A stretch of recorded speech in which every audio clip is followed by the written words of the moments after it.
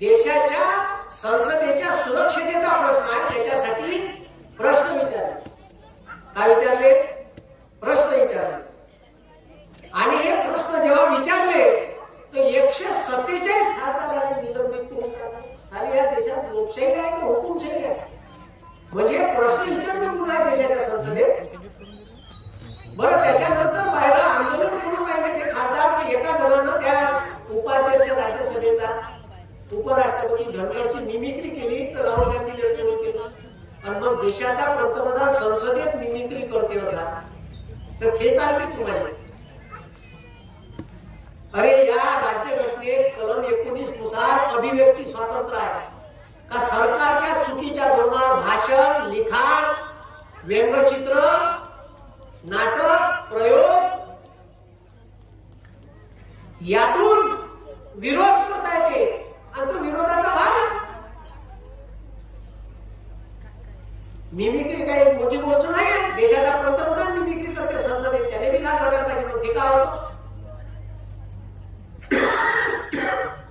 म्हणून सध्या जे या देशात चालू आहे आणि हे 147 आमदार बाहेर गेल्याच्या नंतर याने कायदा पारित केला इलेक्शनचा का या देशात इलेक्शन कमिशन ऑफ इंडिया हे इलेक्शन कोणाचं घेते? लोकसभा, राज्यसभा, विधानसभा, विधान परिषद, राष्ट्रपती आणि उपराष्ट्रपती. याचं आयुक्त असते त्याला 2 सहाय्यक आयुक्त असते. 3 जणांची बॉडी असते. ईव्हीएम मशीन कुठं न्यायच्या, कशा न्यायच्या, त्या कुठं ठेवायच्या, इलेक्शन मध्ये कसे बदलाव करायचे, आचारसंहिता कशी राहील, कधी निवडणुका घ्यायच्या, सगळे पावर त्याच्या हातात राहील. आणि त्याची निवड करायची पहिली पद्धत होती पंतप्रधान मंत्रिमंडळाच्या सल्ल्याने. भारताचा राष्ट्रपती त्याने नेमे. त्याच्यात काय होत होतं? पंतप्रधान आपल्या ओळखीची माणसं तिथे नेमत. त्याच्यामुळे थोडासा प्रॉब्लेम होत होता. म्हणून सुप्रीम कोर्टाने सांगितलं का मी एक बॉडी बनवत आहे 3 जणांची. हे बॉडी राष्ट्रपतीने शिफारस करत, राष्ट्रपती त्या माणसाला नेमत. त्या बॉडीत 3 जण, त्या बॉडीत 3 लोक. एक राहील सुप्रीम कोर्टाचा चीफ जस्टिस, सरन्यायाधीश, एक राहील पंतप्रधान आणि एक राहील विरोधी पक्षाचा नेता. हे लोक इलेक्शन कमिशन ऑफ इंडियाचा आयुक्त नेमत. पण सुप्रीम कोर्ट म्हणते का राज्यघटनेत दुरुस्ती करण्याचे अधिकार आम्हाला नाही, संसदेने आहे. तर शासनाने आदेश दिला, पंतप्रधानाने आदेश दिला की तुम्ही याच्यावर कायदा करा.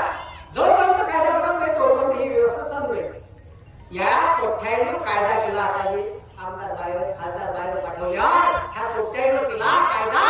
आता या देशात इलेक्शन कमिशन ऑफ इंडियाचा आयुक्त हा कसा नेमला जाईल तर त्याची एक कमिटी राहील. त्या कमिटीत एक राहील पंतप्रधान. चीफ जस्टिस ऑफ इंडियाला काढून टाकलं या कोठ्यानं आणि तिथं नेमला, ठीक आहे, कॅबिनेट मंत्री. कॅबिनेट मंत्री कोणाचा? याचाच. आणि एक काही विरोधी पक्ष नेता.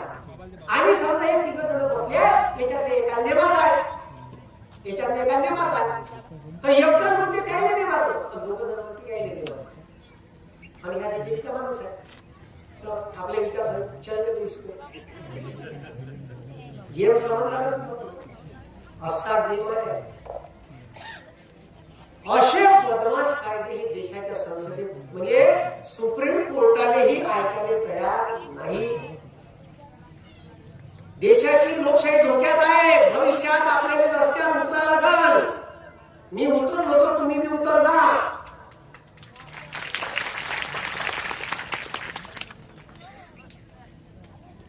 कारण वाईट वेळ येणार आहे. पुन्हा तशीच वेळ आणते का काका?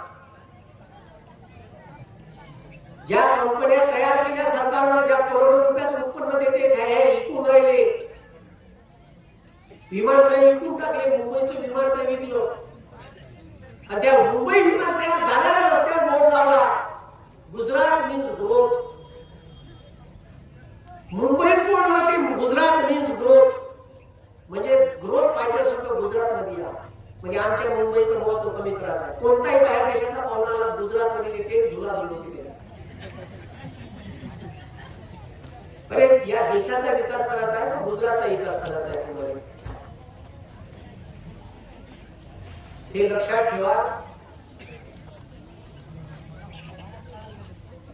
या देशात रिलायन्स आणि अदानी हे गुजराती आहे आणि टाटा उद्योजक आहे. टाटा काय? गुजराती हे व्यापारी लोक असतात आणि टाटा हा उद्योजक आहे. उद्योजकातला आणि व्यापाऱ्यातला फरक समजून घ्या तुम्ही. आणि त्याच्यातले दोन गुजराती देशाच्या प्रमुख पदावर आहेत. पण त्याला हे माहित आहे का आलेला माल जास्त किमतीत विकता कसा, आणि हे तेच करू शकते. म्हणून आता पुन्हा एक कायदा संसदेत मांडला त्याने, हे आमदार खासदार बाहेर असताना, का जर कोणी सोशल मीडियाच्या माध्यमातून सरकारला ट्रोल करत असेल, सरकारच्या विरोधात बोलत असेल, तर त्याचे चॅनल बंद करा. मायावर येणार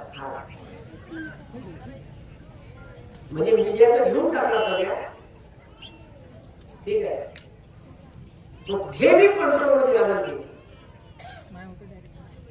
म्हणजे तुमचं विचार स्वातंत्र्य. आता तुम्ही मीडिया टीव्ही पाहून नाही राहिले, आता सोशल मीडियाचे रील्स पाहिजे लोक, त्याच्यावरून जागृती करून पाहिजे, तर त्याच्यावर बी कंट्रोल. काहून ह्या सोशल मीडियाने 14 सत्तेत आणलं, पण आता याची पॅन्ट उतरून राहिली, हा पॅन्ट. काहून लोक ट्रोल करून राहिले ना.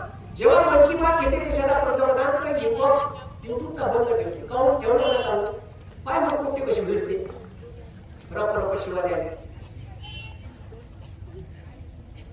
म्हणून हे लक्षात घ्या का या देशात चालू काय. अरे शेतकऱ्याच्या मालाचे भाव माया बापानं 2013 चना मायापाशी माया गावाच्या बाजूला हिंगणघाट एपीएमसी आहे, वर्धा जिल्ह्यात मोठी नावाजलेली एपीएमसी आहे. 1300 ठीक आहे. माया बापानं चना ऐकला 5850 रुपये क्विंटल, आणि माया बाप 17 चना देते, तर माया बाप चना ऐकून येते 2850 रुपयाला. अबे चना वाढायला पाहिजे साल्या 3 वर्षात. तो दिवस मध्ये आला 2500, 2000. मग माया बाप जगन मरण. हा या कापसावर पाणी आला, तुरीच्या फुलं गळले, चलपच्या चलप गळून पडले, शेंगा धरलेल्या. हा पूर्ण तुरीचं पीक नंबर झालं. त्याला बियाण्याचा खर्च लागला, फवाऱ्याचा लागला, ठीक आहे, तणनाशक मारलं त्याचा लागला, ठीक आहे, निंदाचा लागला. 20 रुपये याचाही आहे किलो मागं कापसाची. आणि तो माती लागलेला कापूस इकतो म्हणलं तर 3500 रुपये क्विंटल चालला. त्याच्यात जो कापूस 30 किलो भराचा तो 40 किलो भरत आहे. येसणाऱ्याचा पुन्हा फायदा आहे त्याच्यात, कारण का वजनी होता, बोला झालं. एका दिवशी बाया 2 मन यायचा तर 4 मन कच येत राहिले. सकाळी भेटते 7 पासून उद्या वेळेला असतात. तर त्यानं तर त्याचे पैसे लावून चुकला ना, त्याला का भेटून राहिलं बोलता. आणि इथं मोठं करून राहिलं मुख्या अण्या अदानी, त्याचं कसं प्रॉफिट करून राहिलं. आमच्या गरीबाच्या पर्यंत गरीबातच मराव असं सरकारचं धोरण आहे. म्हणून हे लक्षात घ्या का आता हे जे भांडण चालू आहे मराठा आणि ओबीसी, हे यायलाच भांडण लावलं. आणि बरोबर इलेक्शन आलं का आरक्षणाचा विषय येते. 2014, 2019, 2024. पण आरक्षण जातीला देता येत नाही, धर्माला देता येत नाही. आरक्षण कसं देता येते मी सांगतो. एससी समाजाला डॉक्टर बाबासाहेब आंबेडकरांनी आरक्षण दिलं. किती जाती आहे माहिती आहे भारतात? 1108 जाती आहे. त्याच्यात चांभार टाकला, महार टाकला, मांग टाकला, अशा जाती आहे भारतातल्या 1108. त्याचा एक प्रवर्ग बनवला शेड्यूल कास्ट, पण त्याला आरक्षण दिलं. मग एसटी आहे त्याला दिलं 7.5%. मग त्याच्यात एसटीच्या ज्या जाती आहेत